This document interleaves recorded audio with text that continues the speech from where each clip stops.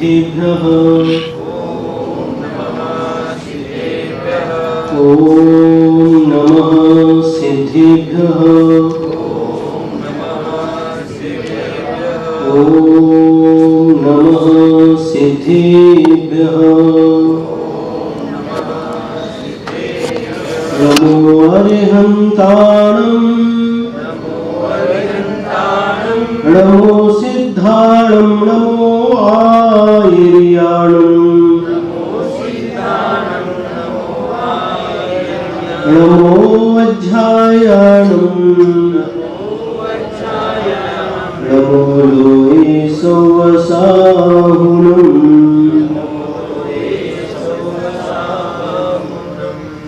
यस्य स्वयं स्वभावाप्ति प्रभावे कृष्णकर्मणः तस्मै संज्ञानरूपाय नमोऽस्तु परमात्मने नमोऽस्तु परमात्मने। पंच परमेष्ठी भगवान की जय। देवाधिदेव श्री नेमिनाथ भगवान की जय हो। आचार्य भगवान श्री पूज्यपाद स्वामी की जय हो। आचार्य गुरुवर श्री विद्यासागर जी महाराज की जय हो। पूज्य गुरु श्री अभिनंदन सागर महाराज की उन्हीं संघ की।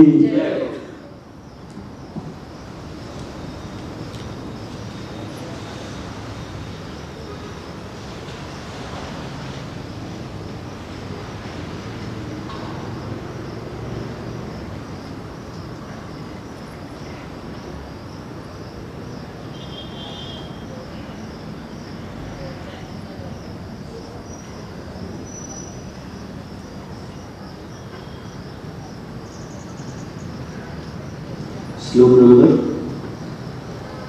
15।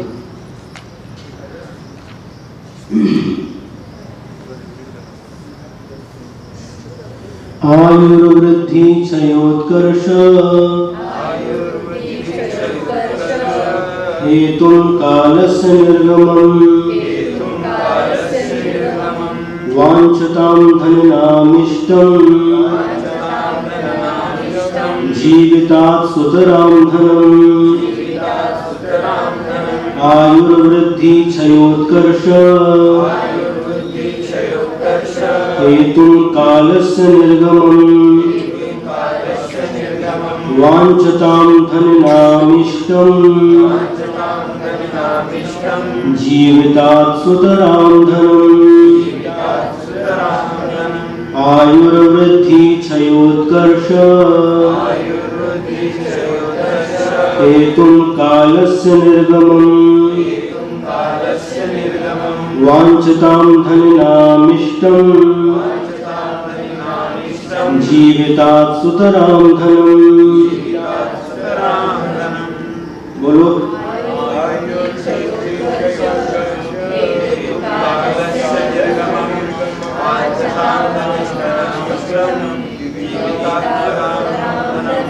एक बार और। आयुर्वृद्धि क्षयोत्कर्ष हेतुं कालस्य निर्गमम् वाञ्छतां धननामिष्टम् जीवितात् सुतरां धनम्। कालस्य निर्गमम् यानी काल का मतलब क्या है? समय। काल के बहुत अर्थ होते हैं, लेकिन यहाँ पर काल का अर्थ समय लेना, समय का बीतना। इससे क्या होता है? आयु वृद्धि क्षयोत्कर्ष हेतुम, आयु का क्षय होता है और वृद्धि यानी ब्याज। ब्याज को क्या बोलते हैं यहाँ पर? ब्याज बोलते हैं। ब्याज में वृद्धि होती है। काल के बीतने से दो कार्य होते हैं। एक तो आयु का क्षय होता है। आयु का क्षय मतलब क्या? जैसे मान के चलो किसी की आयु 80 वर्ष की है और अभी वह व्यक्ति 40 साल का हुआ है, तो कितने बचे अभी? 40 और बचे। 1 साल और बीत गया, कितने साल का हो गया? 41 साल का हो गया। उधर कितने बचे? 39 बचे। 1 साल और बीत गया, 42 साल का हो गया, और उधर 38 वर्ष बचे। ऐसे जैसे जैसे समय बीतता जाता है, हमारी आयु का क्षय होता जाता है। हम समझते कि हम बड़े हो गए, लेकिन सत्य ये है हमारी आयु घटती जा रही है। प्रति पल प्रति क्षण हमारी आयु का नाश होता जा रहा है। जैसे दीपक जला करके रखा है, एक दीपक है, उसमें तेल डाला है और बाती बना करके उसके अंदर डाली और दीपक को जला दिया। दीपक जल रहा है। क्या जल रहा है? दीपक जल रहा है कि तेल जल रहा है? तेल जल रहा है। प्रति क्षण उस बाती के माध्यम से जो दीपक के अंदर तेल रखा हुआ है, धीरे धीरे बाती के ऊपर आता है और बाती उसको जला रही है, उस तेल को। और जब धीरे धीरे पूरा तेल जल जाता है और वह दीपक बुझ जाता है, हम क्या कहते? दीपक बुझ गया। दीपक कब बुझा? आखिरी समय में तेल जब समाप्त हो गया, दीपक बुझ गया, यानी उसने अपनी ज्योति जो थी उसकी प्रकाश दे रही थी और वह समाप्त हो गई। हम कहते दीपक बुझ गया। लेकिन आचार्य कहते हैं जिस समय दीपक जला था उसी समय से दीपक बुझना प्रारंभ हो गया था। बहुत अटपटी बात लगेगी आपको। जिस समय दीपक जला था उसी समय से बुझना प्रारंभ हो गया था। धीरे धीरे तेल जलता जा रहा था, जलता जा रहा था, और जब अंतिम क्षण में वह पूर्ण समाप्त हो गया और दीपक बुझ गया। उसी प्रकार से हम कहते हैं हम बड़े हो रहे हैं, हम बड़े हो रहे हैं, लेकिन सत्य ये है हम प्रति क्षण मृत्यु की ओर बढ़ रहे हैं। प्रति क्षण हमारी जो गति है वह मृत्यु की ओर हो रही है। जब बच्चा जन्म लेता है तो 9 महीने मां के पेट में रह करके जन्म लेता है। तो जब बच्चे ने जन्म लिया, सिद्धांत कहता है वह बच्चा 9 महीने मर चुका है, क्योंकि 9 महीने की आयु मां के गर्भ में रह करके उसने समाप्त कर दी। और जो आयु थी उसमें से 9 महीने समाप्त हो गए। जब बच्चा जन्म लेता है तो 9 महीने मां के पेट में रह करके उसने जो आयु कर्म था उसमें से समाप्त कर दिया। और धीरे धीरे जैसे जैसे बड़ा होने लगा, हम कहते हैं हमारा बेटा बड़ा हो रहा है, बड़ा हो रहा है। और बड़े होते होते एक दिन क्या होता है, जैसे तेल बुझ समाप्त हो जाता है, उसी प्रकार से हमारा जो आयु कर्म है वह समाप्त हो जाता है। और जो दीपक जल रहा है, कौन सा दीपक? आयु कर्म रूपी दीपक जल रहा है। और आयु कर्म रूपी तेल समाप्त होते ही हमारा ये दीपक भी बुझ जाता है। आचार्य बता रहे हैं कि समय बीतने से 2 कार्य होते हैं। एक तो आयु का क्षय होता है। जब आप लोग बच्चे का जन्म दिवस मनाते हैं, बर्थडे मनाते हैं, और क्या करते हैं? केक के अंदर क्या जलाते हैं? मोमबत्ती जलाते हैं और उसको फूंकते हैं ना। फिर बचता कितना है?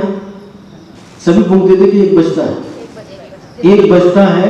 मान लो कोई बच्चा 15 साल का हुआ तो 14 उसमें से बुझा देते हैं, एक जलता रहता है। यानी ये 14 बुझ चुके हैं, 14 साल गए, बुझ गए, अभी पुनः वापस आने वाले नहीं है। पर्वत पतित नदी सरिता जल बहकर नहीं हटता। श्वास चलत जो कटे काट जो आरे सो कटता। जैसे पर्वत के ऊपर से जो नदी बहकर के नीचे आती है, वापस वह नदी पर्वत के ऊपर नहीं जाती। एक बार वो पानी आ गया नीचे तो आ गया। उसी प्रकार से हमारी आयु जो व्यतीत हो गई वह पुनः वापस लौट करके नहीं आती। गेले ते दिवस राहिल्या त्या 8 मणी। मराठीमध्ये ये मणी आहे। गेले ते दिवस, दिन गए, गेले ते दिवस राहिल्या त्या 8 मणी। बस जो दिन चले जाते हैं, बीत जाते हैं, वह वापस लौट करके नहीं आते, किंतु उनकी याद अवश्य आती है। आज तारीख कितनी है? 3 तारीख है। हम यहां पर कब आए थे? याद है? कौन सी तारीख थी? 14 जुलाई को आए थे। अब 14 जुलाई से आज तक ये समय बीत गया, अब वापस आने वाला नहीं है। महाराज का आगमन, आचार्य गुरुदेव की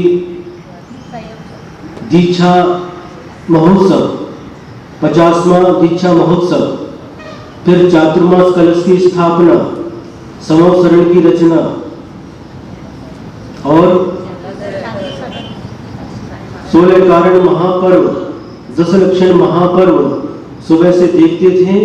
4-5 बजे से लोगों का आना जाना चालू हो जाता था। 5 बजे से चालू होता था, भरते थे लोग और यहाँ पर भक्ति भाव से पूजन करते थे, प्रवचन का आनंद लेते थे। अब वो दिन लौट करके नहीं आ सकते। गेले ते दिवस, वो गए, सिर्फ उनकी याद आ सकती है। अच्छे दिनों की यदि याद आती है तो हमें पुण्य कर्म का बंध होता है, और बुरे दिनों की यदि हम याद करते हैं तो पाप कर्म का आश्रम होता है। याद दोनों की आती है। आचार्य कहते हैं जो बुरे दिन थे, गेले थे दिवस, वो गए तो गए, उनको याद नहीं करना, लेकिन जो अच्छे दिन हैं उन्हें बार बार याद करना। जैसे एक दिन निकल गए, 2.5-3 महीना निकल गया, बस 1 महीना और 2-3 दिन ऊपर उसके इतना बचा, और देखते देखते ये भी समाप्त होने वाला है। और जैसे महाराज आए थे वैसे बोलो ना, महाराज वो हम नहीं बोलेंगे, आप ही बोलो। जैसे आए थे वैसे ही एक दिन यहाँ से निकल जाएंगे। दुनिया में लोग आते हैं, जन्म लेते हैं और एक दिन उनकी यात्रा पूर्ण हो जाती है और यहाँ से दुनिया से निकल जाते हैं। आयु कर्म समाप्त होने के बाद संसारी प्राणी को एक क्षण के लिए रोकने के लिए कोई समर्थ नहीं है। आयु खेन मरणम, आयु कर्म का नाश हो गया, अब कोई भी बचा नहीं सकता। दल बल देवी देवता मात पिता परिवार, मरती बिरिया जीव को कोई न राखन हार। दल है, बल है, शक्ति है, सब कुछ है, चक्रवर्ती है, 96,000 रानियां, 18 करोड़ घोड़े, 84 लाख हाथी, 32,000 मुकुटबद्ध राजा जिनकी आज्ञा सिरोधार करते थे, 6 खंड का अधिपति, ऐसा चक्रवर्ती भी मरण काल के समय उसे भी बचाने में कोई समर्थ नहीं है।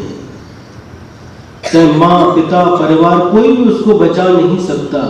एक कटु सत्य है। कैसा सत्य है? कटु सत्य है, लेकिन सत्य है, कोई भी बचा नहीं सकता। आयु कर्म समाप्त होने के बाद, तेल समाप्त होने के बाद, यदि तेल समाप्त हो रहा है तो उसमें दोबारा तेल डाल करके उसको तो जलाया जा सकता है, लेकिन आयु कर्म रूपी तेल अब बुझने को दूसरा इसमें आयु कर्म डाल दो, नहीं डाल सकते। एक बार ये डाल दिया, दोबारा नहीं डाल सकते। जब तक तेल दिए में बाती जगमग जगमग हो रहा,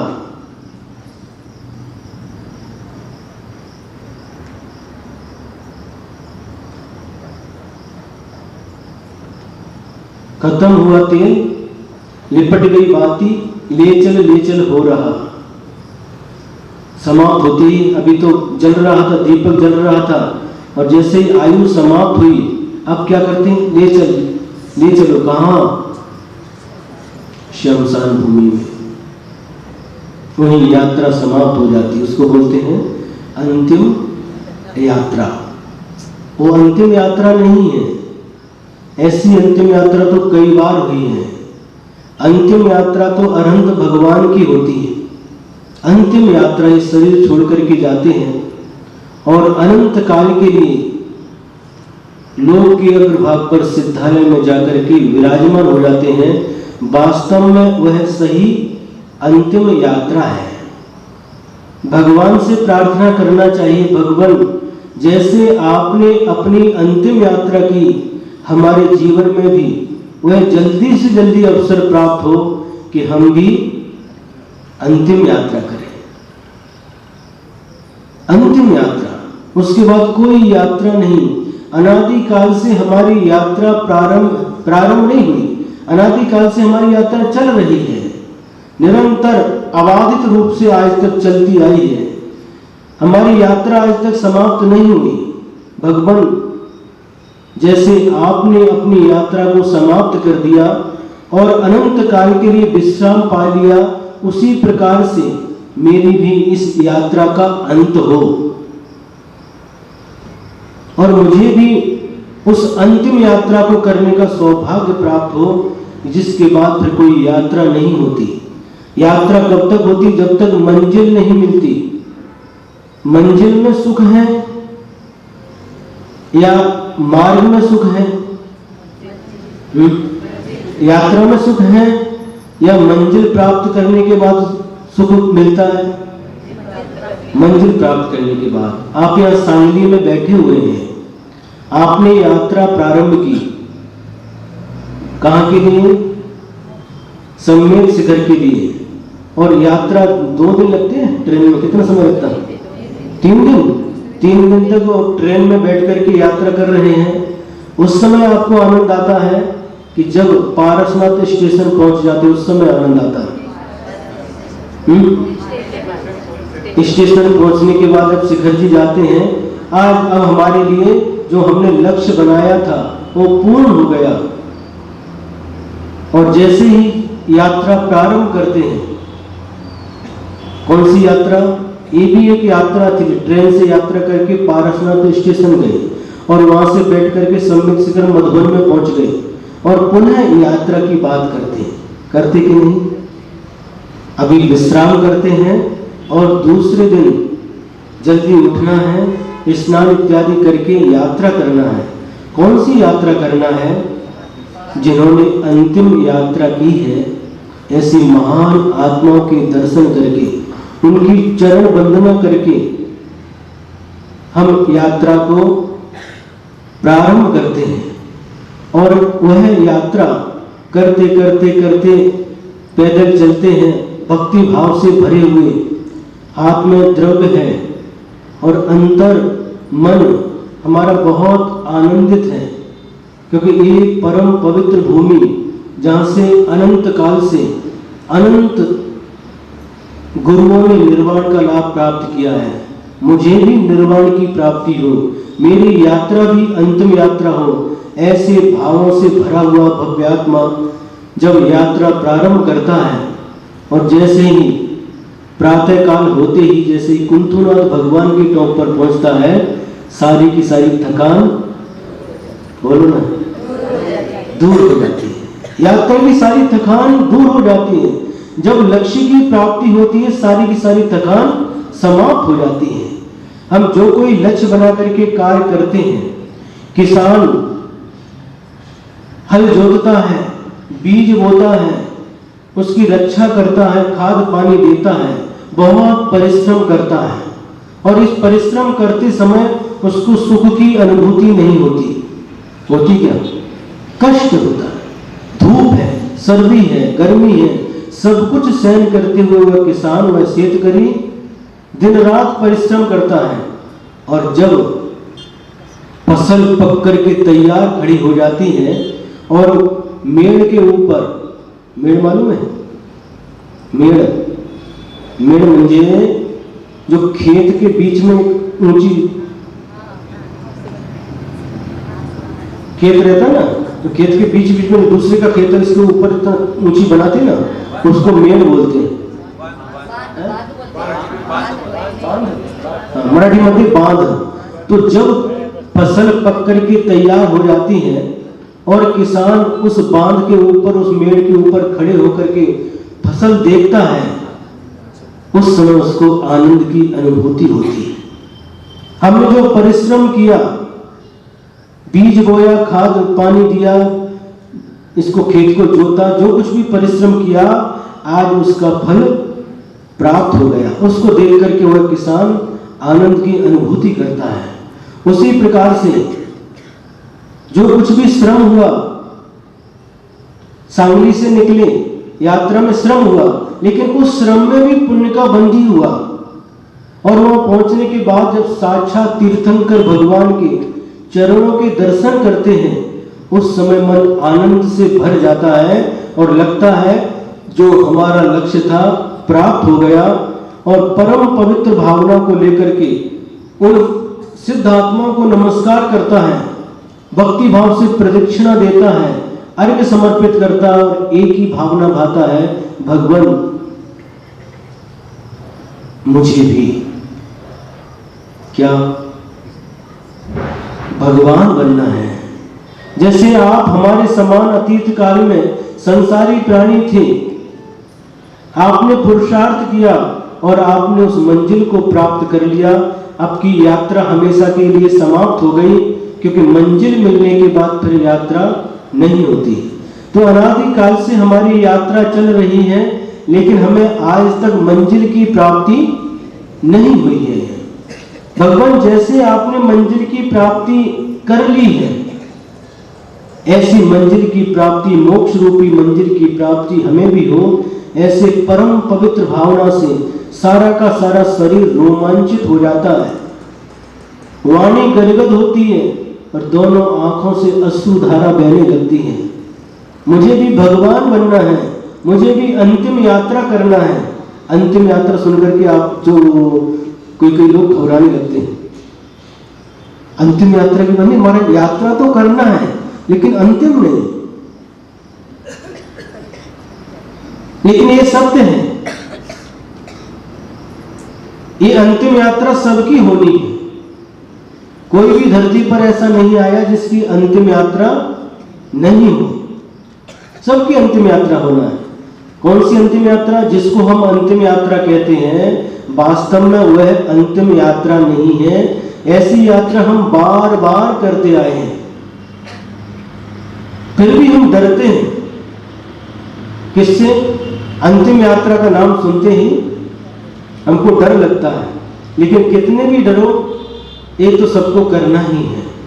आचार्य यहां पर कह रहे हैं, काल के बीतने से दो कार्य होते हैं, आयु का क्षय और आयु का क्षय। समझ में आया ना? आयु का क्षय। जैसे जैसे समय बीतता जा रहा है, प्रति क्षण हमारी यात्रा मृत्यु की ओर हो रही है। आयु का क्षय, आयु प्रति समय कम होती जा रही है। और दूसरा कार्य होता है व्याज की वृद्धि। व्याज की वृद्धि मतलब आपने मान के चलो 5 लाख रुपए रत्नाकर बैंक में जमा कर दिया है, और 5 लाख रुपए जमा कर दिया तो फिक्स क्या बोलते हैं, फिक्स डिपॉजिट में कितने साल में डबल होता है?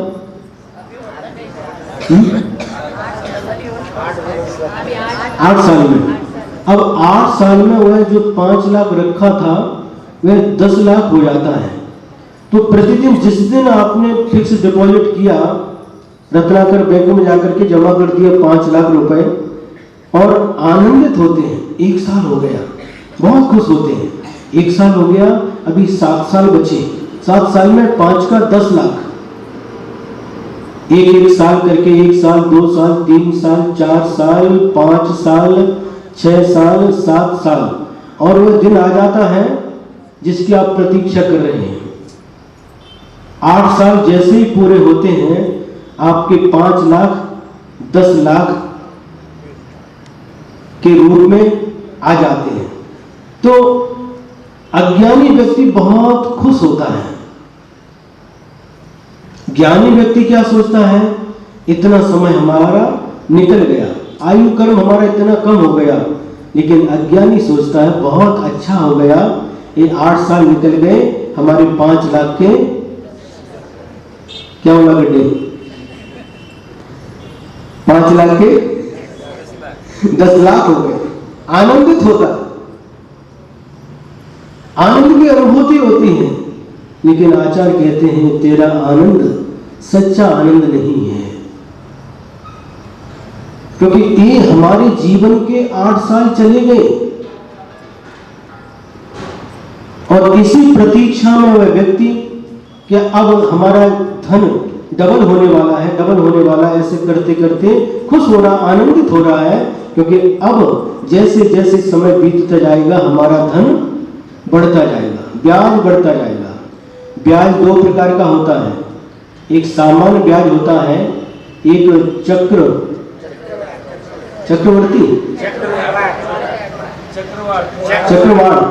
चक्रवाड़ हिंदी में चक्रवर्ती या चक्रवृद्धि ऐसा कुछ बोलते थे, पढ़ाते थे उसमें सिखाते थे। तो ब्याज के ऊपर भी ब्याज 25% है, 1 लाख का 1.25 लाख हो गया, तो अब अगली बार 1.25 लाख के ऊपर ब्याज, फिर दूसरे साल को उसको निकाल उसके ऊपर ब्याज के ऊपर ब्याज चलता जाता है, इसको बोलते हैं चक्रवृद्धि ब्याज।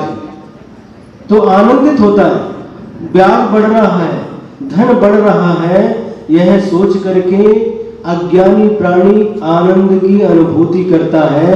लेकिन ज्ञानी व्यक्ति अब हमारे जीवन में से 8 साल चले गए, ये सोच करके खेद का अनुभव करता है।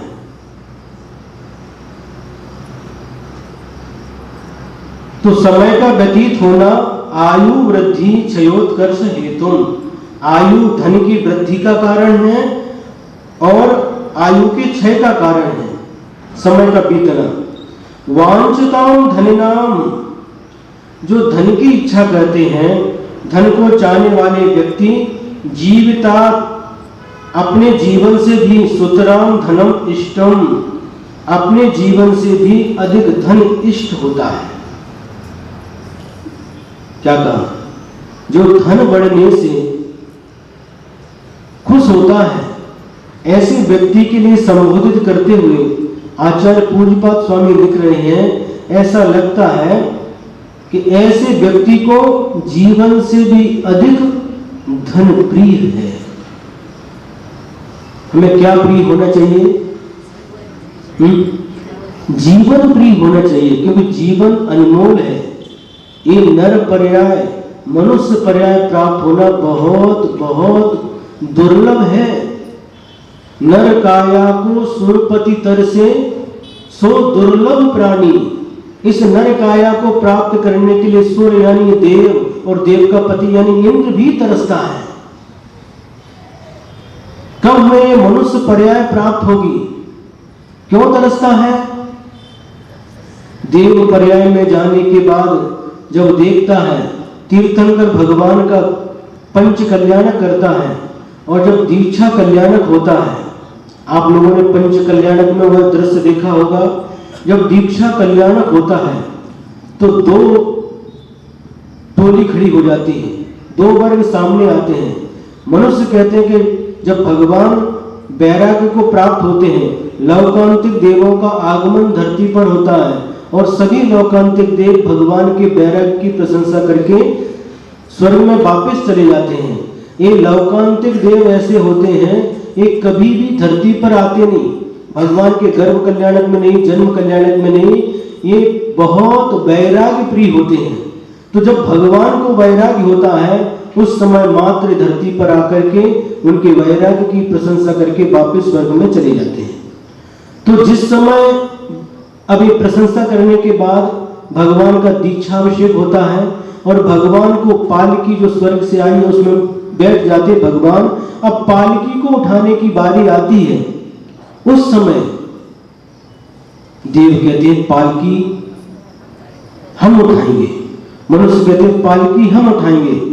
दोनों में विवाद छिड़ जाता है। देव कहते हैं हमारा अधिकार है, क्योंकि भगवान के गर्भ से लेकर के, जब भगवान गर्भ में नहीं आए थे उसके 6 महीने पहले से लेकर के मैंने धरती पर रत्नों की वर्षा की है। 15 महीने तक, 9 महीने गर्भ के और 6 महीने पहले से 15 महीने निरंतर 3.5 करोड़ ऐसे दिन में 4 बार धरती पर रत्नों की वर्षा की है। जब भगवान का जन्म कल्याणक हुआ उस समय भी हमने भगवान को पांडुक शिला पर ले जाकर के भगवान का प्रथम जन्माभिषेक किया है क्षीर सागर के जल से। और सारी की सारी व्यवस्था सौधर्म इंद्र करता है। भगवान के लिए भोजन अमृत की व्यवस्था स्वर्ग से देव करता है। वस्त्र आभूषण सारी की सारी व्यवस्था मैंने की है और आज भी मेरा ही अधिकार है, मैं ही भगवान की पालकी उठाऊंगा। मनुष्य कहते ये बात सत्य है, आपने 5 कल्याणक करते हो तीर्थन करके, लेकिन स्वर्ग में 5 कल्याणक नहीं कर सकते। 5 कल्याणक करने के लिए आपको धरती पर आना पड़ता है। और इस समय आपके स्वर्ग में इनका जन्म नहीं हुआ। स्वर्ग में जन्म होता तो स्वर्ग में 5 कल्याणक नहीं होते। ये धरती पर जन्मे हैं, वो देवता है, ये धरती के देवता है। आप सब कुछ कर सकते हैं, लेकिन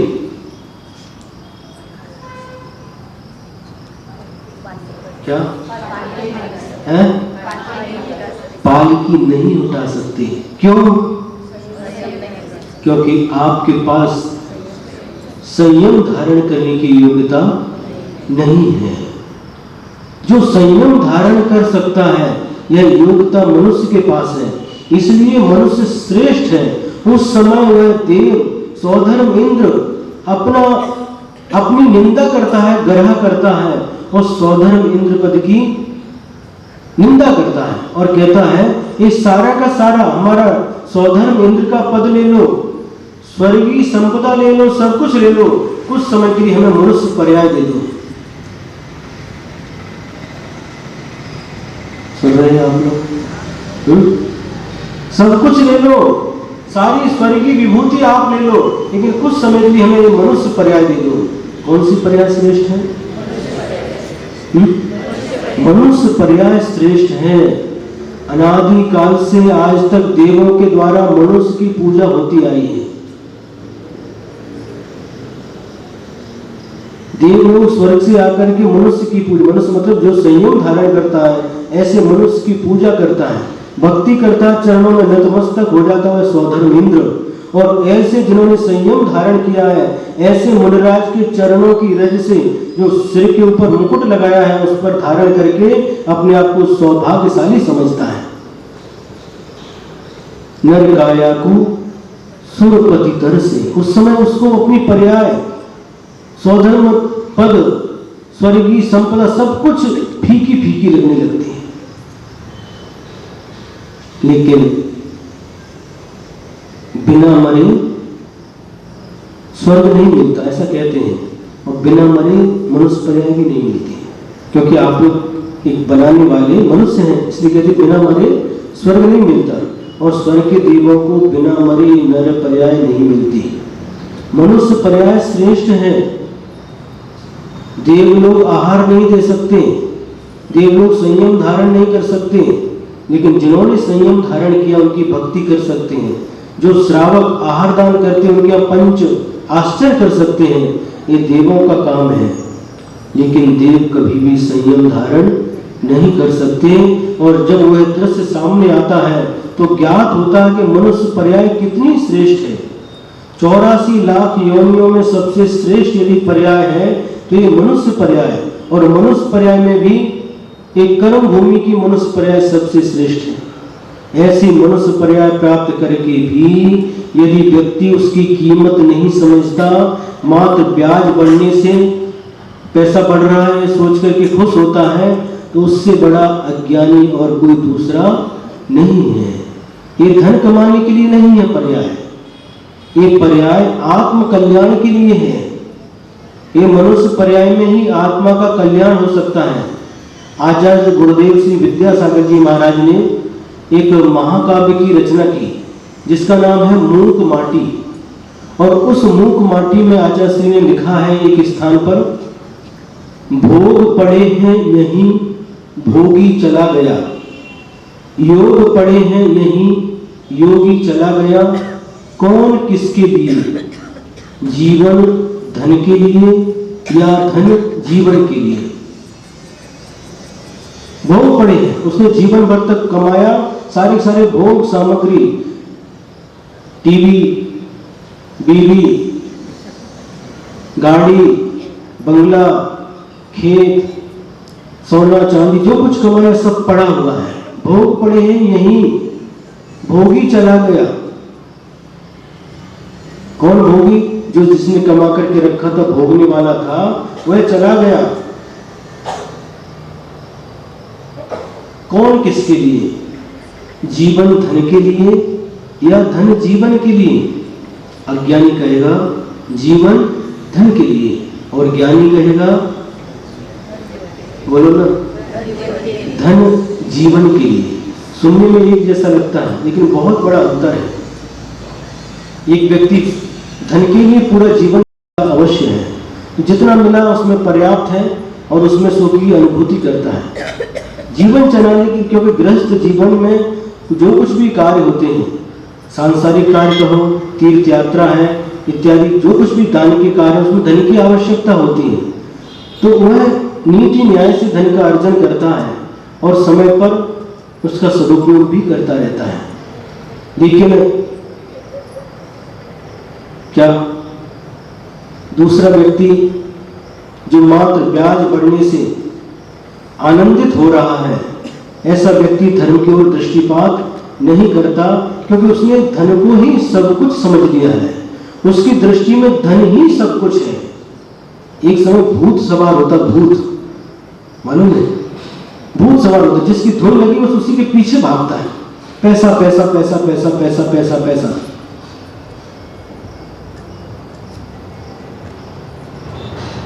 कौन किसके लिए?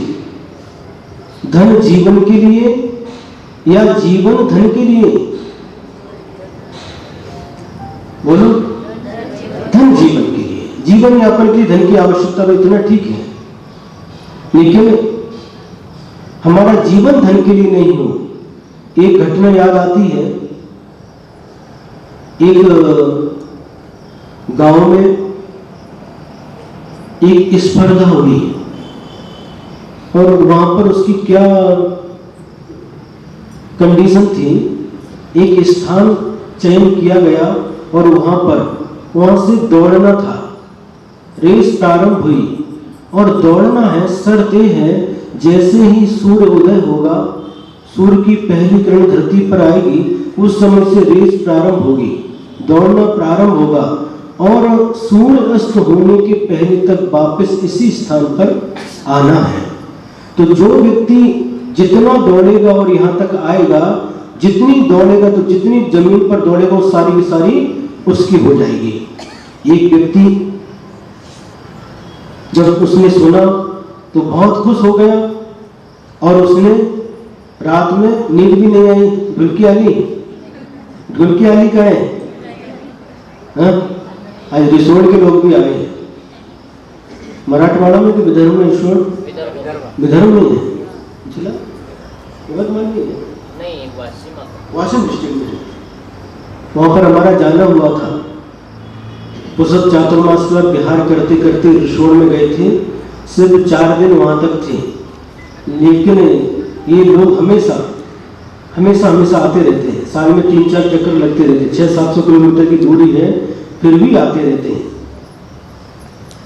उनकी बहुत इच्छा थी। और जब आचार्य सिंह ने पुसद में चातुर्मास दिया था, उस समय 3-4 गांव दिए थे। आचार्य सिंह का पुसद, रिसोड, डोनगांव और एक परभणी के पास, परभणी में एक आनंद नगर है। ऐसे 3-4 नाम दिए थे जहां कहीं भी करना चातुर्मास कर लेना। लेकिन पुसद का पुण्य था, इसलिए चातुर्मास पुसद में हो गया। उस समय आचार्य सिंह के ध्यान में भी था, रिसोड का नाम भी था। तो जब उसने दौड़ना प्रारंभ किया, उसने सोचा बहुत अच्छी बात है, इससे अच्छा चांस कब मिलेगा। और उस रात भर उसको नींद नहीं, कहाँ इतना दो समय नींद नहीं आती। नींद कब कब नहीं आती? 2 समय नहीं आती। जब बहुत खुशी के दिन होते हैं तब भी नींद नहीं आती, और जब बहुत दुख के दिन होते हैं उस समय भी नींद नहीं आती। महाराज आपको कैसे मालूम? 21 अप्रैल 1999 दोपहर का 11:15 बजे का समय था, और आचार्य सिंह ने हमारे लिए बुलाया। एक महाराज जी आए, ब्रह्मचारी अवस्था में थे उस समय। आचार्य सिंह ने बुलाया, सुखो सर को बुलाओ, और गए, नमस्ते किया। और आचार्य सिंह ने पूछा, क्यों, कोई विकल्प है क्या? कोई विकल्प नहीं, आपके चरणों में तो सब, किसी प्रकार का विकल्प नहीं है, सब तरह से निर्विकल्प है। स्वास्थ्य कैसा है? ठीक है। तो कल 22 अप्रैल को वैशाख शुक्ल सप्तमी है, अच्छा मुहूर्त है, और हमारी भावना है आपको मुनि दीक्षा देने की।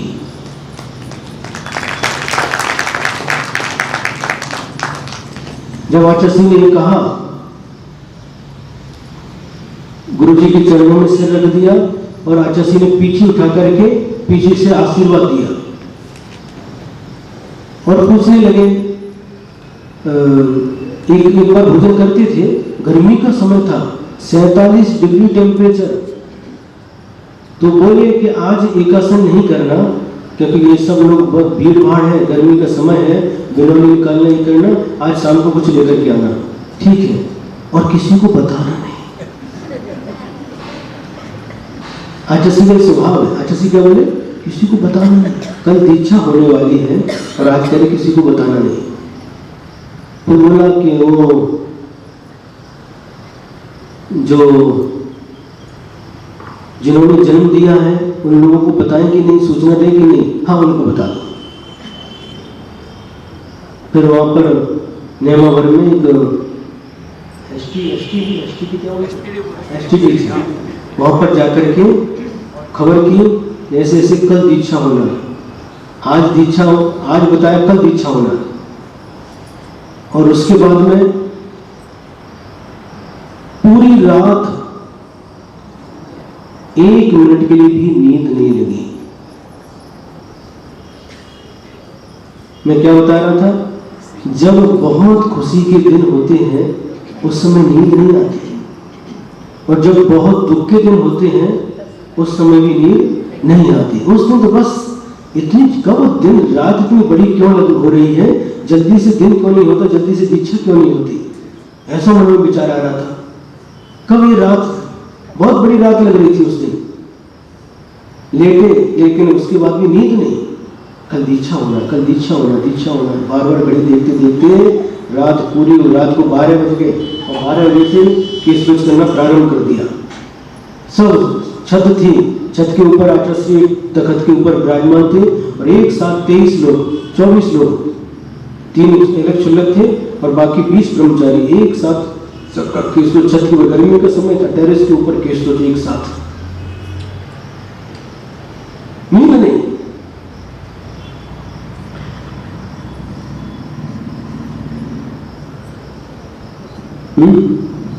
आपको कोई कह दे कल आपको बहुत ये करोड़पति बनना है, कल आपको, हाँ? कौन बनेगा करोड़पति? कल आपको करोड़पति बनना है, नींद आएगी? नहीं आएगी, क्योंकि उसमें आप सुख समझते हैं। तो उस दिन जब आचार्य सिंह ने ये कहा था, तो उसके बाद इतना आनंद, इतनी खुशी, नींद कहाँ? सुख के दिनों में नींद नहीं आती, और दुख के दिनों में भी नींद नहीं। दुख के दिनों का हमारा उदाहरण आप सबको मालूम है, उसके उदाहरण देने की आवश्यकता नहीं है। क्या चल रहा है? वो तो हुआ। हाँ, अब उसमें जब दौड़ना, उसको रात को नींद नहीं, उसमें दौड़ना, सुबह ऐसा होगा मैं इतना दौड़ूंगा, इतना तेज दौड़ूंगा, और इतनी सारी जमीन, जितना दौड़ूंगा सारी की सारी जमीन मेरी हो जाएगी। और उसने दौड़ना प्रारंभ किया। दौड़ते दौड़ते दौड़ते दौड़ते दौड़ते बहुत किलोमीटर तक दौड़ा और वापस शर्त ये थी कि वापस जहां से दौड़ना प्रारंभ किया है वापस दौड़ते दौड़ते वहां तक आना है और सूर्य ढलने के पहले, सूर्य अस्त होने के पहले। और वो दौड़ रहा है, बहुत दूर तक गया है, वापस आ रहा है, आते आते ऊपर सूर्य भी देख रहा है और आ रहा है, दौड़ते दौड़ते दौड़ते दौड़ते जब वह स्थान जहां से दौड़ना प्रारंभ किया था 5-6 कदम बचा और वहीं पर वह गिर गया। उसके प्राण पखेरु उड़ गए, निकल गया, मरण हो गया। उसकी कब्र बनाई गई और कब्र पर लिखा गया आखिर व्यक्ति को कितनी जमीन की आवश्यकता है?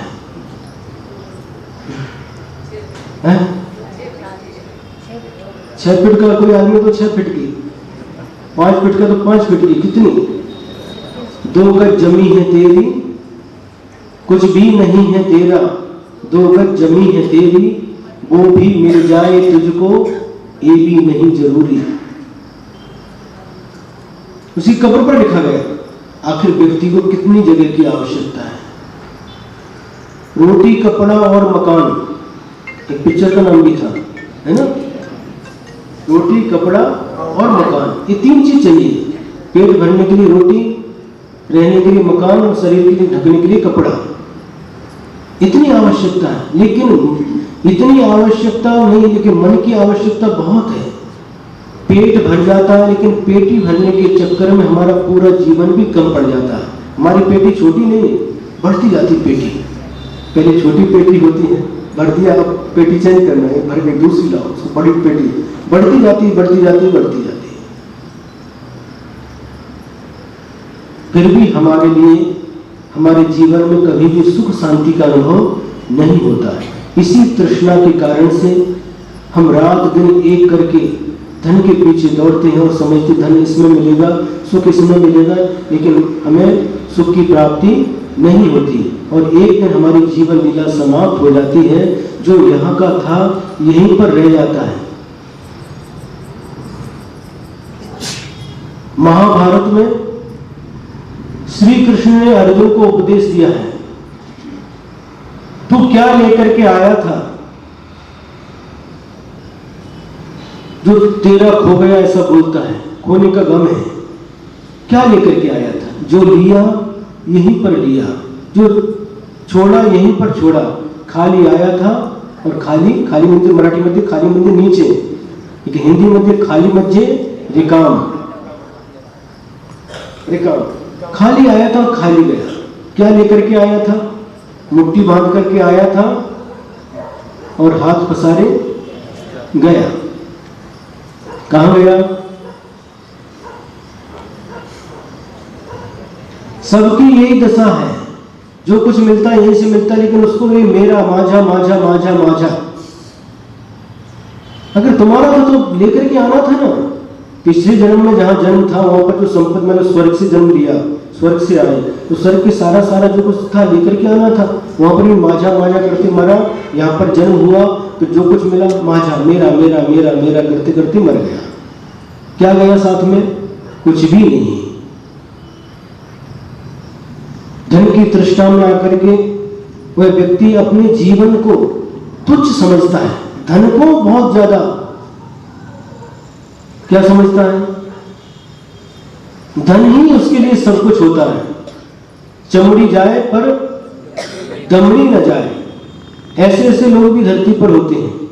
एक व्यक्ति था और वो बड़ा सेठ था, लेकिन बहुत उसकी जो प्रवृत्ति थी धन के प्रति बहुत आसक्ति थी, अति आसक्ति थी। एक बार बीमार पड़ा और बीमार पड़ने के बाद उसको डॉक्टर के पास दिखाने के लिए लेकर के गए।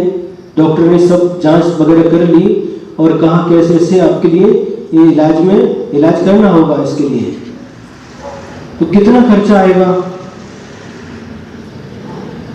उसने पूछा डॉक्टर से, इसमें खर्चा कितना आएगा, ये ऑपरेशन वगैरह जो कुछ करना है आपको? उसने कहा इसमें लगभग कितने 50 कितना भी, क्या हमको कितना बताया हमको मालूम नहीं, 50,000 का खर्चा आएगा मान के चलो। उसने ऐसा बोला तो विचार करता 50,000 और ऐसा विचार करते करते वो पूछता है, जो परिवार के लोग थे उनसे पूछता है, अंतिम संस्कार में कितना खर्चा आता है? मरने के बाद जब जलाते हैं शमशान भूमि पर, तो अंतिम संस्कार करने में कितना खर्चा आता है? उनके 5,000। ये बहुत अच्छा है, 45,000 तो बचेंगे। डॉक्टर के पास ऑपरेशन करने में 50,000 देने के अपेक्षा 5,000 में काम होता अपना। यानी मरना वो चाहता है, अंतिम संस्कार धन के पीछे दौड़ रहा है और कह रहा नहीं ये 50,000 तो जाने दो। ऐसे लोगों के लिए संबोधित करते हुए आचार्य लिख रहे हैं कि इनको जीवन से ज्यादा धन प्रिय है। वो वहां पर भी हिसाब लगा रहा है, अंतिम संस्कार में तो 5,000 जाएंगे, ऑपरेशन में 50,000, 50 में से 5 कम कर दो तो कितने होते? 45,000 तो बचेंगे।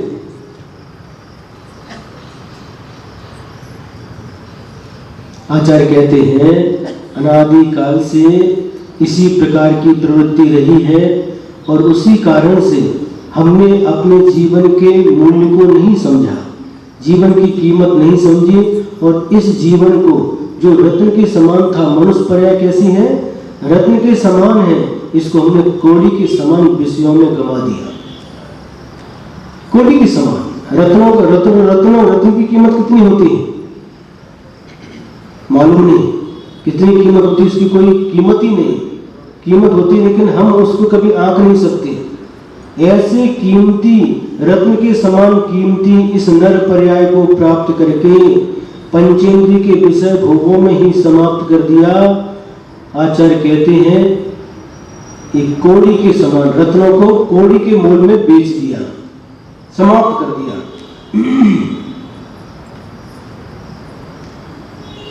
तो हमारे जीवन का लक्ष्य क्या होना चाहिए? धन कभी भी हमारे जीवन का लक्ष्य नहीं होना चाहिए।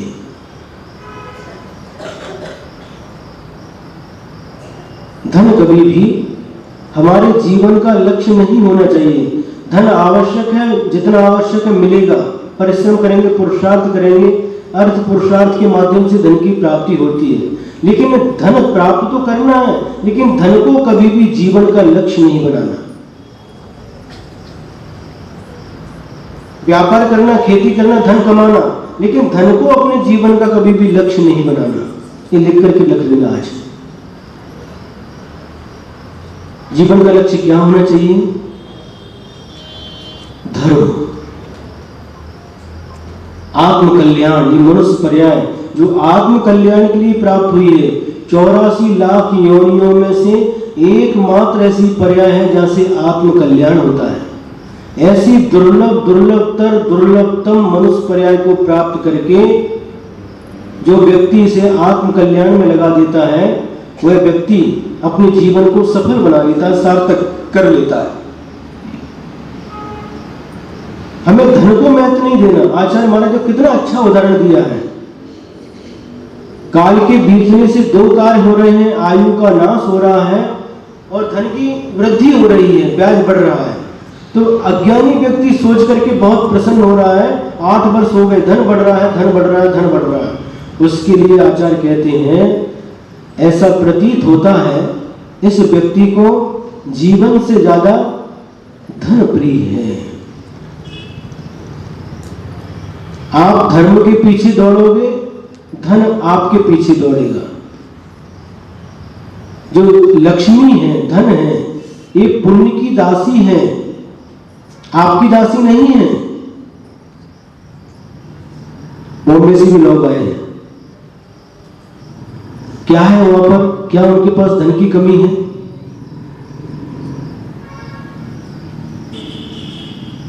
समय सागर महाराज जी पर सतना में पर्यूषण पर्व किया, यहाँ पर आए, इसके पहले गढ़तगा में भी आए, दहीगांव में भी 15 दिन तक थे। क्या कमी है? उनको लगता नहीं वहां धन है, धन में सुख नहीं है, इसलिए तो यहां पर दौड़े दौड़े आते। उनको जिसको धर्म प्रिय है वह धन की परवाह नहीं करता, और जिसको धन प्रिय है वह जीवन की परवाह नहीं करता। दिन रात एक करके धन धन धन धन के लिए खून पसीना एक कर देता है। पैसा पैसा पैसा करते करते जीवन एक दिन समाप्त हो जाता है, लेकिन जीवन के कोई सारभूत तत्व को प्राप्त नहीं कर पाता।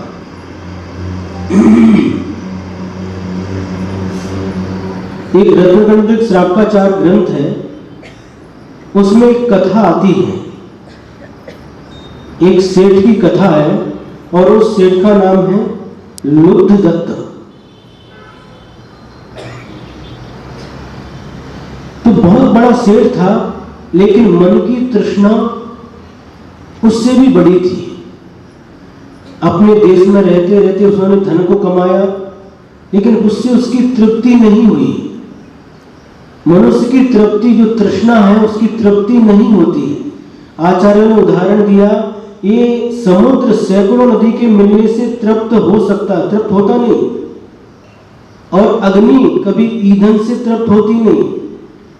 समुद्र नदी के जल से तृप्त हो सकता है, अग्नि ईंधन से तृप्त हो सकती है, लेकिन ये संसारी प्राणी तीन लोक की संपदा भी इसको प्राप्त हो जाए, फिर भी अतृप्ति का अनुभव करता है, फिर भी ये तृप्त नहीं होता। अब जब उस सेठ ने देखा कि यहां पर धन हमें और चाहिए, तो विदेश में जाकर के धन कमाना चाहिए। आप लोग भी करते कि नहीं? जहां कहां से ज्यादा लाभ होगा, कहां जाना, कहां मिलेगा, और वहीं जाते हैं, और वहां से कहां खरीदना, कहां बेचना, सब लोग आपको मालूम है। तो विदेश में जाकर के धन कमाता, परिश्रम करता है, और परिश्रम करते करते बहुत सारे धन का संचय कर लेता है, बहुत सारा धन कमा लेता है। और एक दिन वो सोचता है कि अब चलो, कहां? अपने देश, परदेश में था अभी। तो सारा का सारा जो धन था, उसको सब कुछ अच्छी तरह से सिल करके, गुदड़ी बना करके, गठरी बना करके, जो कुछ था वो लेकर के जा रहा था। और उस समय वो जमाना था, ऐसे वाहन, ट्रेन, गाड़ी, मोटर गाड़ी नहीं थी। पैदल चल करके या घोड़े पर बैठ करके यात्रा करनी पड़ती थी। और वो जा रहा था घोड़े पर बैठ करके। रास्ते में जब जंगली जो रास्ता था वहां से गुजर रहा था, तो वहां पर बीच में एक डाकुओं का एक दल था, उसने उसको घेर लिया।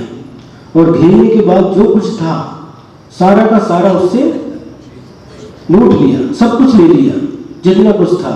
अब बहुत दुखी हो गया, मैंने इतना परिश्रम किया, इतना धन कमाया, और कुछ भी नहीं बचा, एकदम निर्धन हो गया। मन में बहुत दुखी था, और पैदल घोड़ा को भी लेकर के गए। अब पैदल चलते चलते एक स्थान पर एक पेड़ के नीचे बैठ जाता है। भूख है, प्यास है, लेकिन खाने के लिए कुछ भी नहीं है। तो वहां से कुछ एक ग्वाला निकलता है गायों को लेकर के, और उसको देखता है, और देख करके पूछता, आप कौन हो, कहां से आए हो, और यहां पर क्यों बैठे हो? तो ग्वाला के द्वारा ऐसा पूछने पर वह व्यक्ति कहता है, मैं बहुत बड़ा सेठ था, लेकिन हमारे मन की जो तृष्णा थी, जो अतृप्ति थी हमें, उसको पूर्ण करने के लिए हम विदेश गए, बहुत सारा धन कमाया, उसको लेकर के हम अपने देश को लौट रहे थे। बीच में जंगल में डाकुओं के दल ने मुझे घेर करके सारा का सारा धन ले लिया है। मुझे भूख लगी है, मेरे पास खाने के लिए कुछ नहीं है। ऐसा जब कहा तो उस ग्वाले को दया आ गई, और उस ग्वाले ने क्या किया, जो कुछ था उसके पास में खाने के लिए वह उसको दे दिया, और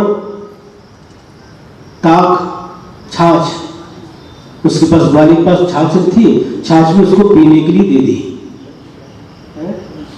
मजगी है, मजगी, नुच मजगी प्रसिद्ध है यहाँ का आइटम। नुच मजगी प्रसिद्ध है, नुच मजगी। जब पहले शुरू में आ गए थे, उनकी क्या ही करते, हम कभी भी पहले ऐसी वस्तु लेते नहीं थे। हम बोलते थे अभी दांत है, ये जब दांत जाएंगे उसके बाद देखेंगे, दलिया, मजगी, नुच, ये सब अभी करने। लेकिन धीरे धीरे धीरे जिस देश में रहना, उस देश के अनुसार थोड़ा तो परिवर्तन करना पड़ता है। तो अब जब उस ग्वाले ने उसको पीने के लिए छाछ दी तो उसने छाछ को पी लिया। उसकी मूंछ बहुत बड़ी बड़ी थी। कैसी थी? फराटे मूंछ पे हाथ फेर रहे।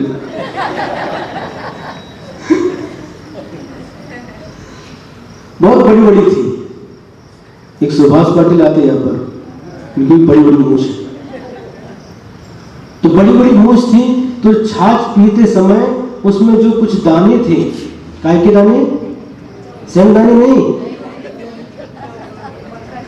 मक्खन लोनी, उसके दाने जो थे कुछ मूंछ में चिपक गए। छाछ पीते समय मूंछ भी उस छाछ के अंदर जाती थी। कई बार जब केसलोस नहीं हुआ, पहले देर से केसलोस होता था, तो जब दूध इत्यादि देते तो मलाई चिपक जाती थी। तो छाछ पीने के बाद जो नवनीत के मक्खन के कण जो मूंछ में चिपक गए, उसने क्या किया?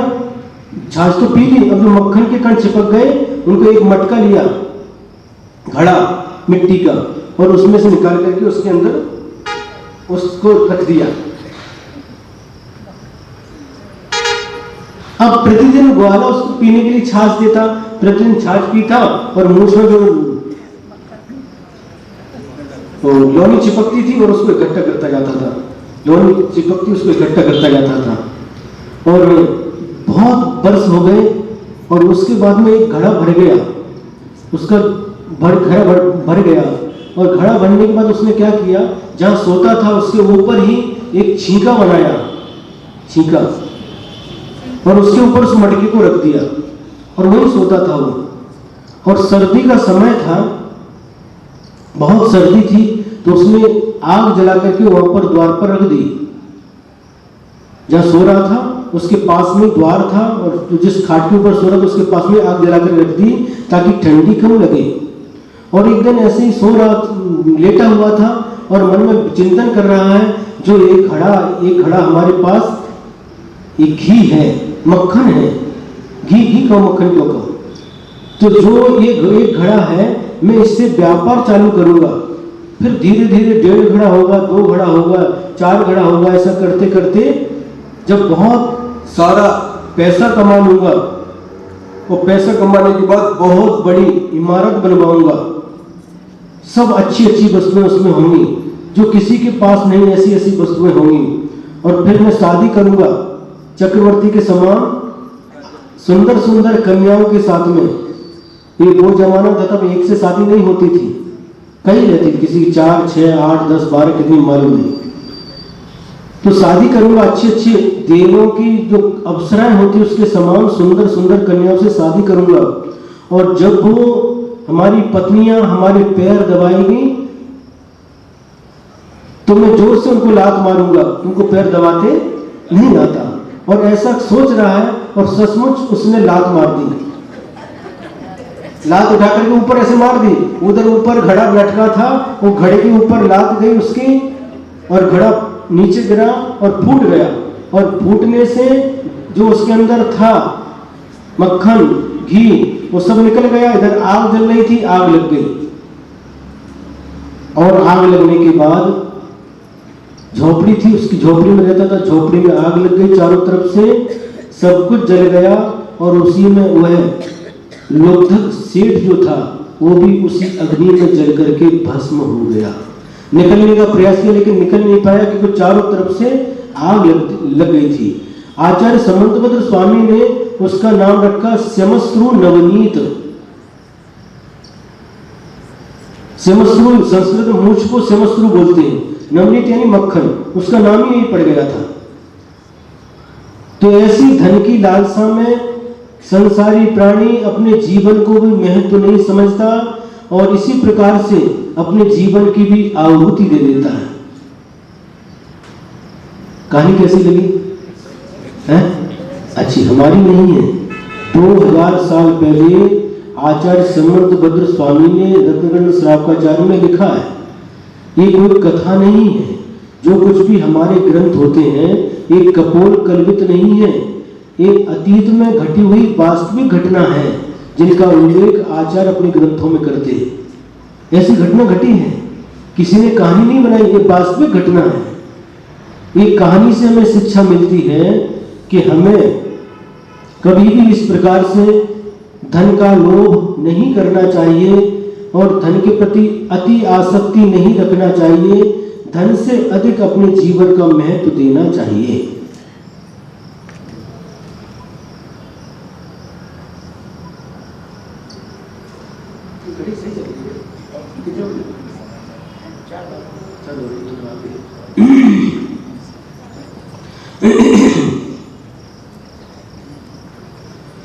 तो इस प्रकार से आचार्य परमेष्ठी हमारे लिए बार बार समझा रहे हैं।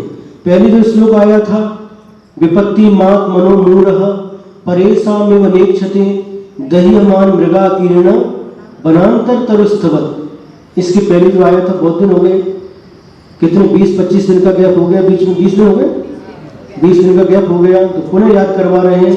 वहां पर उस श्लोक में, पिछले श्लोक में 14 नंबर के श्लोक में आचार्य महाराज ने समझाया था क्या, एक उदाहरण दे करके, प्रत्येक में कुछ ना कुछ उदाहरण दे रहे हैं। एक व्यक्ति है और जंगल में है, जंगल में एक झाड़ के ऊपर बैठा हुआ है, चारों तरफ से आग लग गई है और झाड़ के ऊपर बैठ करके देख रहा है, उस अग्नि में सब स्वाहा होता जा रहा है, घास फूस जल रही है, अग्नि बढ़ती जा रही है, बड़े बड़े झाड़ भी उसमें जल रहे हैं, जानवर अपनी जान बचाने के लिए इधर उधर दौड़ रहे हैं और धीरे धीरे वह अग्नि सभी को अपनी चपेट में लेती हुई जा रही है। खरगोश, हिरण इत्यादि सारे वन्य प्राणी भी उसमें जल रहे हैं और वह सोचता है कि मैं सुरक्षित हूं क्योंकि मैं पेड़ के ऊपर बैठा हूं। यह नहीं सोचता कि जैसे अग्नि धीरे धीरे बढ़ रही है, बढ़ करके इस पेड़ के पास भी आएगी, इस पेड़ को भी जला देगी और पेड़ के साथ मैं भी जल करके भस्म हो जाऊंगा। यह सोच करके बचने का प्रयास, पुरुषार्थ नहीं करता। उसी प्रकार से संसारी प्राणी दूसरे की आपत्ति को देख करके, दूसरे के संकट को देख करके अपने आप को बिल्कुल सुरक्षित महसूस करता है। ये संकट तो उनके ऊपर आया, हमारे ऊपर थोड़ी आया। आपके ऊपर आएगा तो बता करके आएगा क्या? दूसरे के संकट को देख करके, दूसरे की विपत्ति को देख करके अपने आप को कभी भी असुरक्षित महसूस नहीं करते। तो उनके यहाँ हुआ है, रेट पड़ा उनके यहाँ पड़ा, हमारे यहाँ थोड़ी पड़ा। इनकम टैक्स ऑफिसर है, उनके आया, हमारे यहाँ थोड़ी आया। आपके यहाँ कब आएगा आपको मालूम है क्या? दूसरे की विपत्ति को देख करके सावधान नहीं रहता। बुद्धिमान व्यक्ति दूसरे की विपत्ति को देख करके सावधान हो जाता है, लेकिन अज्ञानी प्राणी दूसरे की विपत्ति को देखने के बाद भी सावधान नहीं होता। वो दूसरे की है, हमारी नहीं है, ऐसा चिंतन करता है। फिर शिष्य ने पुनः कहा कि भगवान क्या कारण है, ऐसा कौन सा कारण है कि संसारी प्राणी पास में आई हुई विपत्ति को भी नहीं देखता? तो आचार्य ने उत्तर दिया, लोभ कषाय वशात। लोभ के कारण से संसारी प्राणी पास में आई हुई विपत्ति को नहीं देखता, विपत्ति दिखाई नहीं देती। ये इष्टोपदेश नाम का ग्रंथ इतना अच्छा ग्रंथ है, इतना अच्छा ग्रंथ है, 50-51 श्लोक इसमें, लेकिन बहुत आध्यात्मिक है, बहुत रहस्य भरा हुआ है इस ग्रंथ में। ये अमोल भैया आया पुसद से, वो बार बार कहता तुम्हारा इष्टोपदेश लगाओ, इष्टोपदेश बहुत अच्छा है। जिसमें आप इष्टोपदेश का श्लोक बोलते हैं आपका प्रवचन बहुत अच्छा होता है, ऐसा बार बार हमको बोलते थे। सांगली में ऐसा योग आ गया, चातुर्मास हो गया और योग से इष्टोपदेश ग्रंथ प्रारंभ हो गया, लेकिन पुसद में भी आर्य का संघ का चातुर्मास होने से ये नहीं आ पाए। लेकिन इनकी बार बार भावना होती थी अध्यात्म को सुनने की। जब भी आप इष्टोपदेश लगाओगे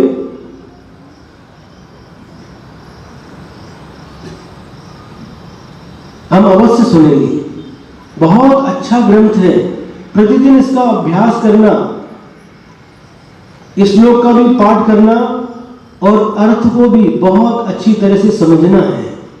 अर्थ समझ करके जब हम देखते हैं कोई भी हमारे पास संकट आता है, विपत्ति आती है, जब इस ग्रंथ के श्लोकों को पढ़ते हैं, उसके अर्थ की गहराई में जब डूब जाते हैं तो बाहर की विपत्ति मालूम ही नहीं पड़ती।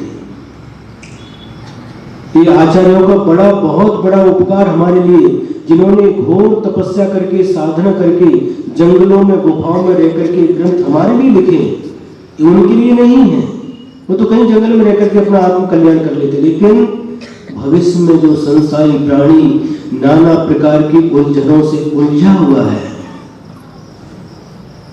उनको सुलझाने के लिए एक ग्रंथ एक बहुत बड़ा कार्य करता है। ऐसी परम करुणा भाव से प्रेरित होकर के इन गुरुओं ने हमारे लिए ऐसे ऐसे ग्रंथों की रचना की है जिसमें बहुत बड़ा रहस्य भरा हुआ है, बहुत रहस्य भरा हुआ है। हमें निरंतर ऐसे ग्रंथों का स्वाध्याय करते रहना चाहिए। पहले लोग कह रहे थे महाराज श्लोक लोगे समझ में आएगा कि नहीं, अभी आप बताओ समझ में आ रहा है कि नहीं? धीरे से भाई लग बोल रहे हैं आपको, आ रहा है? बहुत अच्छे से आ रहा है, बहुत अच्छा। आपके मुख से शब्द सुनकर के हमको बहुत आनंद आ रहा है। ऐसे खिला ही रहे हो, ऐसे खिला रहे हो, खिला रहे, हमें आचार्य ने खिला करके भेजा। दूध में भाकरी डालते हैं, दूध भाकरी खिला कर डालते हैं ना, दूध भाकरी, हाँ, साय भाकरी है कि बासुंदी पूरी। बहुत आनंद आता, बहुत आनंद आता। जैसे जैसे जब इसके अर्थ में जाते घुसते जाते हैं तो एक एक श्लोक में कई बार ऐसा होता है जब सामने करने के लिए बैठते हैं एक श्लोक को लेकर के कब 1 घंटा होता मालूम पड़ता नहीं। उसी प्रकार से अभी जो स्वाध्याय चालू है कब 1.5 घंटा होता मालूम पड़ता नहीं। देखते देखते समय निकल जाता है, क्योंकि सुख के क्षण बहुत जल्दी निकल जाते हैं। फिर बाद में 1.5 घंटा हो गया। सुख के क्षण बहुत जल्दी निकल जाते हैं, दुख के क्षण जल्दी निकलते नहीं। इसका जो सुख है, इसका जो आनंद है, अद्भुत है, अद्भुत है। आचार्य जब एक एक श्लोक को पढ़ाते थे, कभी बीच में लगातार नहीं, कभी एक श्लोक लिया थोड़ी सा भी और उसके ऊपर व्याख्यान करते थे। उस समय भी हम लोग बैठ करके सुनते थे आचार्य के मुख से। कब 1-1.5 घंटा बीत जाता पता ही नहीं चलता था। आचार्य इतने डूब करके उसका अर्थ गहराई बताते थे और उसको आचार्य के मुख से सुनने के बाद में इतना आनंद, कितना आनंद हम शब्दों में नहीं बता सकते। हमारे जीवन में भी अध्यात्म रहता है तो हम ये संकट विपत्ति में आने के बाद भी हम चलायमान नहीं होते, हम अडिग रहते हैं। कितना भी तूफान आने दो, आंधी आने दो, फिर भी हम चलायमान नहीं हो सकते, विचलित नहीं हो सकते। ऐसा यह ग्रंथ इष्टोपदेश हर को मुखपाठ होना चाहिए, पाठ करना चाहिए। जैसे तत्वार्थ सूत्र का पाठ करते हैं, द्रव्य संग्रह का पाठ करते हैं, सहस्त्र नाम का पाठ करते हैं, भक्तांबर का पाठ करते हैं, उसी प्रकार से 51 श्लोक है, 20-25 मिनट में पाठ हो जाता है। करना चाहिए, कंठस्थ करना चाहिए। जैसे भक्तांबर कंठस्थ है उसी प्रकार से इष्टोपदेश ग्रंथ भी कंठस्थ होना चाहिए। स्वयं को श्लोक तो कंठस्थ किया है, इष्टोपदेश भी कंठस्थ करना चाहिए।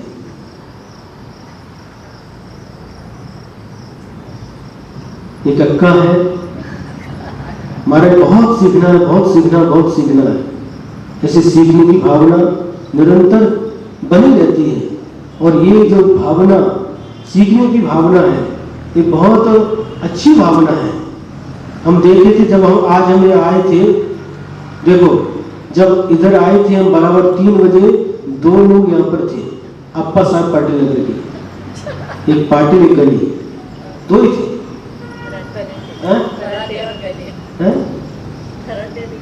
अरे पराठे क्या, हम पार्टी समझ रहे थे।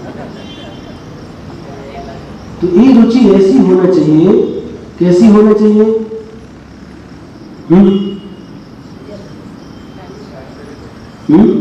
एक प्रश्न पूछे आपसे, जब कभी मान लो आप यात्रा के लिए जाते हैं और सांगली से रेलवे स्टेशन से आपको जाना, ट्रेन से यात्रा करना है और ट्रेन का समय सुनो पत्रकार नगर वाले, ट्रेन से यात्रा करना है और ट्रेन का समय मान के चलो 3 बजे है। आप रेलवे स्टेशन पर कितने बजे पहुंचते हैं? बोलो ना, पत्रकार नगर वाले बोलो ना पीछे से, हैं? हैं? बताओ ना आप लोग कितने बजे पहुंचते? 3 बजे ट्रेन है आपकी, रेलवे स्टेशन कितने बजे पहुंचते? 3 बजे। कोई शायद ऐसा व्यक्ति होगा जो 3 बजे बराबर 3 बजे पहुंचे, कम से कम आधा घंटा पहले रेलवे स्टेशन पर पहुंचते हैं। और यदि प्लेन से यात्रा करना है तो, एरोप्लेन से यात्रा करना तो 2 घंटे पहले एयरपोर्ट पर पहुंचना पड़ता है। वहाँ पर कुछ जो कार्रवाई होती है, कुछ हमको मालूम नहीं, कभी हम प्लेन में बैठे नहीं, लेकिन आप लोगों के मुख से सुनकर के हमको मालूम पड़ता है 2 घंटे पहले पहुंचना पड़ता है, होता कि नहीं? और 2 घंटे पहले पहुंचते हैं, रेलवे स्टेशन पर आधा घंटा पहले पहुंचते हैं। और कल से आएंगे कितने बजे? 2:30 बजे तक। गाँव भाग के हैं कि गए?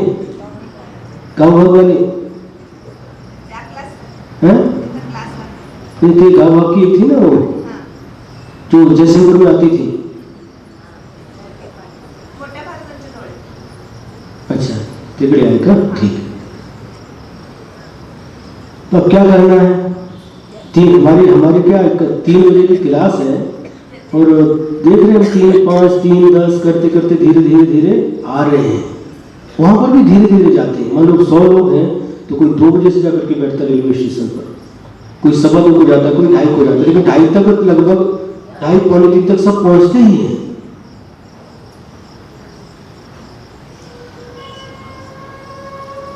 आप लोग हंस रहे आगे, आपको समझ में आ गया मसूद भी आया कि नहीं?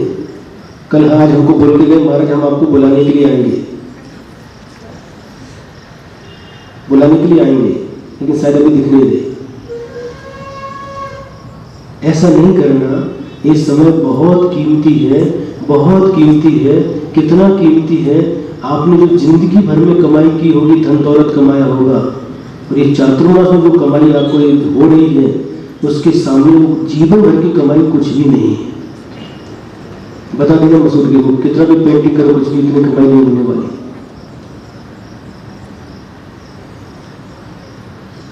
ये जो कमाई है, ये जो इनकम है, ये होने वाला, बाद में होने वाला नहीं है। बस 1 महीना बचा है, और उसमें भी 4-5 रविवार निकल जाएंगे। कितने दिन बचे? 37 लोग बाकी थे, आज एक हो गया, 36 बचे। आचार्य परमेष्ठी के मूल कितने होते हैं? 36 ही बचे हैं। क्या करना आप देखो, जिस उत्साह से हमने पहले भी कहा था, जो उत्साह आपने पर्युषण पर्व के पहले दिखाया, वैसे ही उत्साह आखिरी तक, जब तक क्लास चलती है तब तक रहना चाहिए। धामनी के लोग 1 घंटा 2.5 किलोमीटर है, 2.5 किलोमीटर है, और चलते चलते 3 के पहले आते थे, पैदल चलते चलते आते थे। इतनी धूप रहने दो, पानी रहने दो, लेकिन प्रतिदिन आते थे। इसी प्रकार का उत्साह आपका हमेशा बना रहे। उत्साह ही हमारे लिए, आपका उत्साह जब बढ़ता है तो आपके उत्साह को देख करके हमारा उत्साह भी बढ़ता है।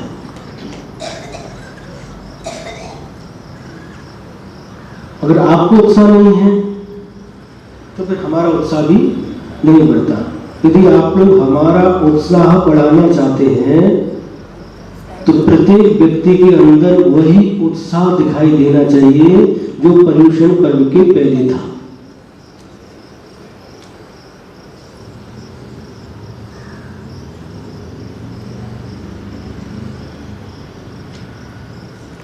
अंत में उपसंहार करते हैं। स्वामी समर्थभद्र स्वामी ने 24 तीर्थंकर भगवान की स्तुति लिखी, और जिसका नाम है स्वयंभू स्तोत्र। स्वयंभू स्तोत्र है। तो वहां पर जब सुपार्श्वनाथ भगवान की स्तुति लिखी तो वहां पर एक छंद लिखा है, विभेति मृत्योर न ततोस्ति मोक्षो नित्यम शिवम वांछति नास्य लाभ तथापि बालो भयकाम वस्यो वृथा स्वयं तप्यते इत्यवादी। हे सुपार्श्वनाथ भगवान, आपने संसारी प्राणियों के लिए उपदेश दिया है। क्या उपदेश दिया है? विभेति मृत्योर, संसारी प्राणी डरता है। किससे? मृत्यु से डरता है। सबसे बड़ा भय किसका रहता है? मृत्यु का भय रहता है, सबसे बड़ा भय। तो मृत्यु से डरता है। न ततोस्ति मोक्षो, डरने कितना भी डरे लेकिन फिर भी मृत्यु से बच नहीं सकता, उससे छुटकारा नहीं मिल सकता। नित्यम शिवम वांछति, अपना अच्छा चाहता है, अपना भला चाहता है, अपना कल्याण चाहता है। नित्यम शिवम वांछति न अस्य लाभ, फिर भी उसको उसकी लाभ नहीं होता, उसकी प्राप्ति नहीं होती। क्या चाहने मात्र से हमारा कल्याण हो जाएगा? क्या चाहने मात्र से हमारा अच्छा होगा, भला होगा? कि हमें कुछ पुरुषार्थ भी करना पड़ेगा, पुरुषार्थ करना पड़ेगा। बिना पुरुषार्थ के कभी भी हमें कार्य में सफलता नहीं मिलती। तो इसलिए आप पुरुषार्थ करके यहाँ तक आते हैं और हम भी पुरुषार्थ करके यहाँ तक आकर के जो भगवान की वाणी है, साक्षात पूज्यपाद स्वामी की वाणी है, वह आप तक पहुँचाने का प्रयास करते हैं। गुरुदेव ने भी उस वाणी को हमें समझाया और उसके माध्यम से जो कुछ भी गुरु की कृपा से प्राप्त हुआ वह सब कुछ हम आपको देना चाहते हैं। कितना देना चाहते हैं? जितना आचार्य ने हमें दिया, हम सब कुछ आपको देना चाहते हैं। आपको चाहिए कि नहीं? चाहिए। कब? कल कितने बजे आएंगे? 3:30 बजे? 3:45 बजे? हाँ। मला कानावर विश्वास नहीं, डोळ्यावर विश्वास आहे।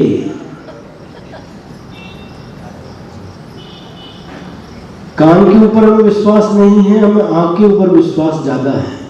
आपने कहा कल 2:45 बजे आएंगे, अभी तो कान से सुना, जब आगे प्रतिदिन अपनी आंखों से देखेंगे तब हमारा विश्वास आपके प्रति मजबूत होगा। तो अब वह व्यक्ति आत्मा का कल्याण तो चाहता है, भला चाहता है, लेकिन उसको इसकी प्राप्ति नहीं होती, क्योंकि कल्याण का मार्ग जो है उस पर ये चलता नहीं है। हमेशा अनादिकाल से अकल्याण के मार्ग पर ही चलता आया है। जब हमें कल्याण करना है तो कल्याण के मार्ग से चलना होगा। जिनेंद्र भगवान ने जो कल्याण का मार्ग बताया है उसके अनुसार हमें चलना होगा, तभी हम अपनी आत्मा का कल्याण कर सकते हैं। लेकिन संसारी प्राणी मृत्यु से डरता है, अपना कल्याण चाहता है, लेकिन फिर भी मृत्यु से बच नहीं सकता, कल्याण को कर नहीं सकता। इस प्रकार से तथापि बालो भयकाम वश्यो, भय और काम के वशीभूत होकर के संसारी प्राणी वृथा स्वयं तप्यते, व्यर्थ ही तप्त होता है, संतप्त होता है, पीड़ा का अनुभव करता है, दुख का अनुभव करता है।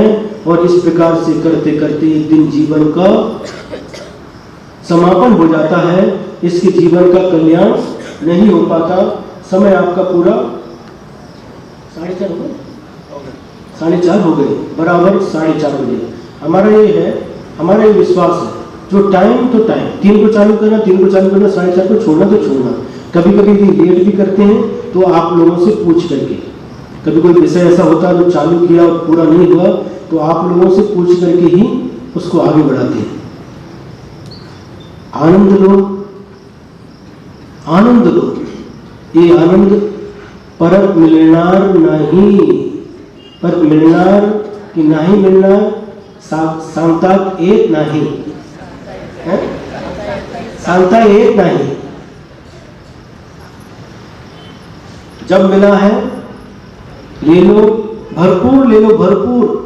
हम कोई भी कमी करने वाले नहीं हैं, भरपूर देने वाले हैं, खूब खूब जास्त जास्त देने वाले हैं। और आप लोगों को निरंतर इसी प्रकार से उत्साह रखते हुए 35-36 दिन की क्लास बची है, बाद में तो फिर तो जो है सो है, वही घर, वही मकान, वही खेत, सब कुछ वही है। लेकिन ये जो मिलेगा ये न खेत में मिलेगा, न घर में मिलेगा, न बैंक में मिलेगा, न गवर्नमेंट कॉलोनी में मिलेगा, न गांव भाग में मिलेगा, न विजयनगर में मिलेगा, न वायरसवाड़ी में, कौन सी बाड़ी, वायरसवाड़ी में मिलेगा, न बोर्डिंग में मिलेगा, न पत्रकार नगर में मिलेगा, न नेमीनाथ नगर में मिलेगा, बाद में कहीं पर भी मिलने वाला नहीं है। न धामनी रोड पर मिलेगा, न धामनी में मिलेगा, न कोल्हापुर में मिलेगा, न बॉम्बे में मिलेगा। कहाँ मिलेगा? जो मिल रहा है, मिलने का जो स्थान है, अभी मिल रहा है, बाद में इस स्थान पर भी नहीं मिलेगा। आप चाहोगे तो भी नहीं मिलेगा। लोग दूर दूर से आकर के लाभ लिए हैं और आप लोगों ने भी लाभ लिया है। इसी प्रकार से आपको अंतिम समय तक ये लाभ लेना है, इस लाभ से वंचित नहीं रहना। ये आपके जीवन के लिए स्वर्णिम अवसर प्राप्त हुआ है। आचार्य श्री के स्वर्णिम दीक्षा महोत्सव के उपलक्ष्य में ये स्वर्णिम चातुर्मास, ये स्वर्णिम अवसर आपको प्राप्त हुआ है। इसी प्रकार से आप उत्साह बढ़ाते हुए प्रतिदिन आपका उत्साह देखेंगे तो हमारा उत्साह बढ़ेगा और हमारा उत्साह बढ़ाना आप सभी का परम कर्तव्य है। गुरु महावीर भगवान की आचार्य गुरुवर्षि विद्यासागर जी महाराज जिनवानी स्तुति। अभिनंदन सागर महामुनि राज की। प्रभु देव तुम्हारे पवित्र मुख से निसृत जो शीतल वाणी, जग जन मन के मन को धोती अतः कहाती जिनवानी। जयवंतो माँ जग में तब तक जब तक सूरज चांद रहे, शीश नवाते कर्म हरो माँ अब तक हम विषयांग रहे, अब हम ना विषयांग रहे।